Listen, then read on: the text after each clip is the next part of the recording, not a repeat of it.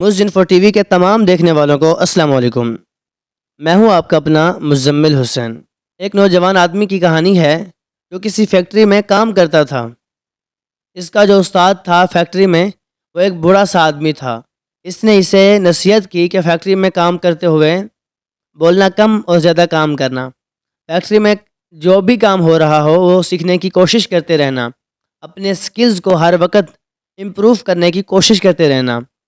کچھ سالوں کے بعد وہ بوڑھا آدمی ریٹائر ہو گیا اور نوجوان آدمی اس کی پروٹیکشن بن گیا۔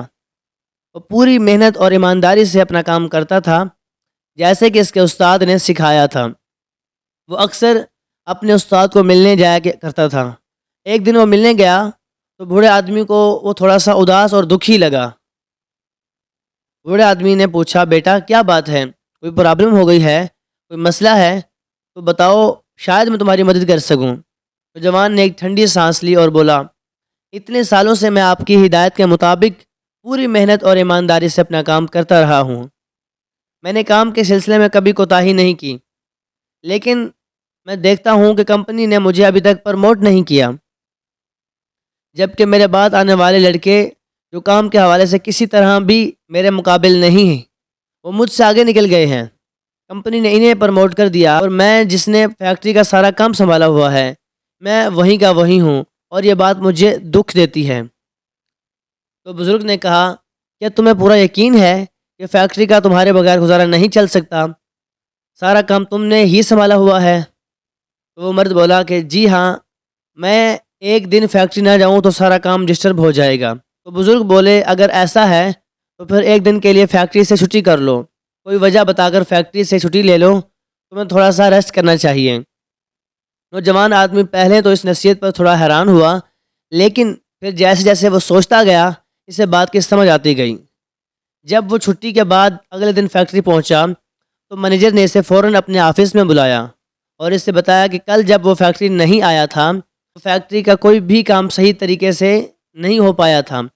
تمہاری غیر موجودگی میں صحیح معنوں میں تمہاری اہمیت کا اندازہ ہوا ہے۔ تمہارے کام کی اہمیت کو سامنے رکھتے ہوئے کمپنی نے یہ فیصلہ کیا ہے کہ تمہیں پروموٹ کر دیا جائے گا اور تمہاری تنخواہ میں بھی خاطر خواہ اضافہ کیا جائے گا، تاکہ تمہاری حوصلہ افزائی ہو اور تم مزید محنت اور دل جمی سے اپنا کام کر سکو۔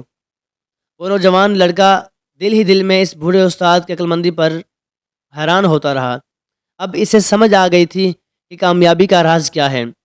ایک دن جب وہ چھٹی کے بعد فیکٹری آیا تو گارڈ نے اسے اندر داخل ہونے سے روک دیا۔ گارڈ نے اس کے ہاتھ میں ایک لیٹر تھما دیا جس پر صاف صاف لکھا ہوا تھا کہ اسے نوکری سے نکال دیا گیا ہے۔ وہ نوجوان آدمی سب دیکھ کر بڑا حیران ہوا، ایک شاک کی کیفیت میں تھا کہ اسے کچھ بھی نہیں سمجھ آ رہا تھا کہ اچانک یہ سب کچھ کیوں کیا گیا تھا۔ وہ نوجوان بزرگ کے پاس گئے اور کہا، مجھے سمجھ نہیں آ رہا کہ آخر انہوں نے مجھے نوکری سے کیوں نکال دیا ہے، آخر کیا غلطی ہوئی ہے مجھ سے؟ میں نے تو بالکل ویسا ہی کیا جیسا آپ نے مجھے سکھایا تھا، تو پھر میرے ساتھ ایسا کیوں ہوا؟ تو بزرگ بولے، تم نے ویسا بالکل نہیں کیا کیونکہ تم نے میری پوری بات سنی ہی نہیں تھی۔ تم یہ بات فوراً سمجھ گئے کہ ایک بلب جو ہمیشہ جلتا رہتا ہے، اس کا کوئی نوٹس نہیں لیتا، اس کے موجودگی اور افادیت کا کوئی احساس نہیں کرتا۔ لوگ تب ہی اس کی بات کی اہمیت کو سمجھتے ہیں جب ایک دن وہ بلب جلنا بند ہو جائے۔ تمہیں یہ بات اتنی اچھی لگی، اتنی سمجھ آئی، تمہیں اس کو اپلائی کرنے کی جلدی پڑ گئی اور تم فوراً ہی وہیں سے چلے گئے اور میری پوری بات سنی ہی نہیں۔ میری بات کا دوسرا حصہ سننے سے پہلے ہی تم چلے گئے۔ بات کا دوسرا حصہ نوجوان نے حیرانی سے پوچھا۔ اسے اب لگنے لگا تھا کہ واقعی اس سے کوئی بہت بڑی غلطی ہو گئی ہے۔ برائے مہربانی مجھے بتا دیں کہ دوسرا حصہ کیا ہے؟ نوجوان آدمی نے پوچھا۔ اگر کسی کو لگنے لگے کہ یہ بلب بار بار بند ہو جاتا ہے، یہ ریلائبل نہیں ہے، تو پھر وہ بلب بدل دیا جاتا ہے، اس کی جگہ پر نیا بلب لگا دیا جاتا ہے۔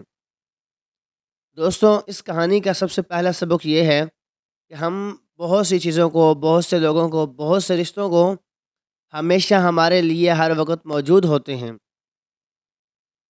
وہ ہمیں فار گرانٹڈ لے رہے ہوتے ہیں۔ اکثر ہمیں ان کے ہونے کا، ان کی اہمیت کا احساس تب ہوتا ہے جب وہ ہماری زندگی سے چلے جاتے ہیں۔ اس لیے کسی ایسے دن کا انتظار کرنے کے بجائے اس سے پہلے ہی ان کی قدر کریں۔ اگر آپ کسی کے لیے ہر وقت ہی اویلیبل ہو تو آپ کی اہمیت نہیں رہتی۔ لوگوں کو آپ کی اہمیت کا احساس دلانے کے لیے بعض دفعہ تھوڑی دوری بھی اختیار کرنی چاہیے، لیکن ہمیں اتنا دور ہرگز نہیں جانا چاہیے کہ لوگ ہمارے بغیر ہی جینا سیکھ جائیں، لوگ ہمارے بغیر ہی رہنے کے عادی ہو جائیں۔ زندگی میں ہمیشہ ایک میانہ رویہ، ایک بیلنس بنا کر رکھنا چاہیے۔ جی تو دوستو، آپ نے مجھے لازمی بتانا ہے کہ یہ ویڈیو آپ کو کیسی لگی۔ تھینک یو سو مچ کہ آپ نے اتنا وقت نکالا میرے ویڈیو کو واچ کرنے کے لیے۔ السلام علیکم ورحمۃ اللہ وبرکاتہ۔